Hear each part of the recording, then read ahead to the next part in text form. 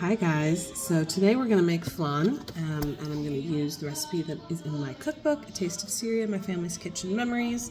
We've so far raised $150 for World Central Kitchen and Heal Palestine. We're always looking to raise more, so come along with me while I start cooking flan for my friend's birthday. So here you can see the recipe in the cookbook itself. It's a 2-page recipe. I got my springform pans out. They're 2 different sizes because I'm going to double my recipe and make 2 different flans. So the first step you want to do is you want to make sure that you have a high-lipped dish to put your springform pan into. You want to cover the sides with aluminum foil to seal it in because you're going to cook it in a water bath essentially. The very first cooking step is to make your caramel. I prefer mine on the darker side. I made it slightly on the lighter side this time. Again, I'm doubling the recipe. Forgive how dirty my stove is. So I have 3 cups of sugar and 4 tablespoons of water. And the trick to making a good caramel is you absolutely do not want to stir it. I know this is going to sound counterintuitive, but you want to cook it on a pretty high heat and just let it sit and swirl it just like that every once in a while. And you're going to see as we go through the cooking process why. If you use a spoon, it's not going to do anything. You want to let the sugars melt. You want to let the caramel kind of congeal and come to its own magical little happy spot. So this is how you do it. And so you can see it's starting to boil. Again, I'm just swirling it to get all those sugar crystals going, keeping it going.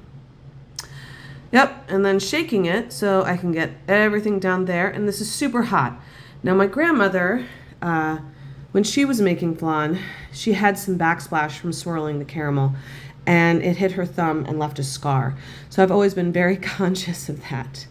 While your caramel's cooking, you want to take a cup of sugar and you want to take some eggs. Again, I am doubling my recipe, so if you want the single recipe, please buy the cookbook.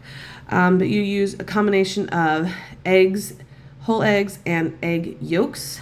Yep, and you can see it's starting to crystallize. At this point, don't be scared of the caramel. It is actually starting to caramelize. You can see that brown goodness at the bottom. And that's what you want. Yep, it's getting darker and darker. And a lot of people at this point kind of start to worry, like, oh my God, it's hardening. What's happening? You just got to let it do its thing. Again, it's forming that shell, but it's coming together, I promise. Just be patient with it. So while that is still cooking away, I'm going to mix and really whisk the egg yolks and the sugar. Oh, another glorious shot of that caramel. You see it's coming together.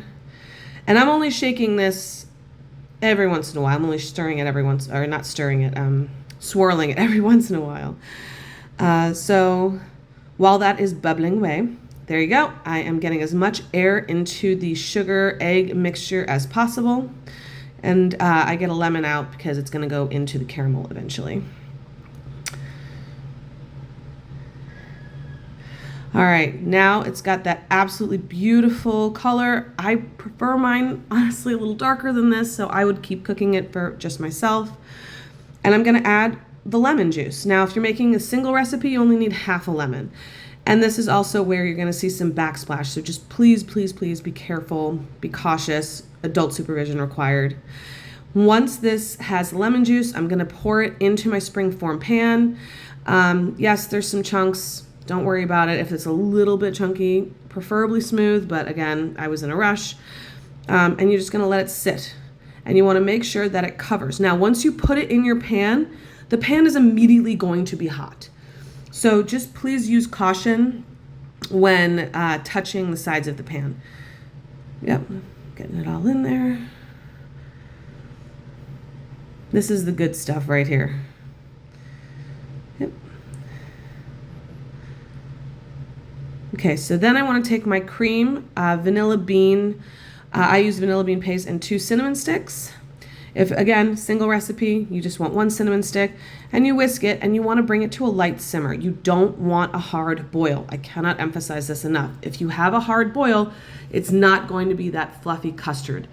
And then, again, I'm starting to temper my eggs, so I add some of the heated cream to my eggs and whisk it, whisk it, whisk it And then I pour everything into the saucepan, whisking it constantly because you don't want the eggs to curdle. You don't want them to cook, essentially. Again, you're going for light and fluffy. So then once that's done, you want to take it over to your pan. Now, we used a strainer, not necessary if you don't want to. And then you pour it over your slightly hardened caramel. You can see that it has slightly hardened because it's outside of its heating temperature. Yep. And goes into number 2. While all this is going on, you want to boil a kettle of water. And then once you've got your custard in, you can put it in the oven, or you can pour the water in before you put it in the oven. I like to do it before, but you don't want any water to get in. You want to fill it up halfway up the pan with water and then cook it until there's a stiffness on the outside but a jiggle in the middle, just like that. And when you unveil it, after you let it set overnight, that's what it looks like. Enjoy.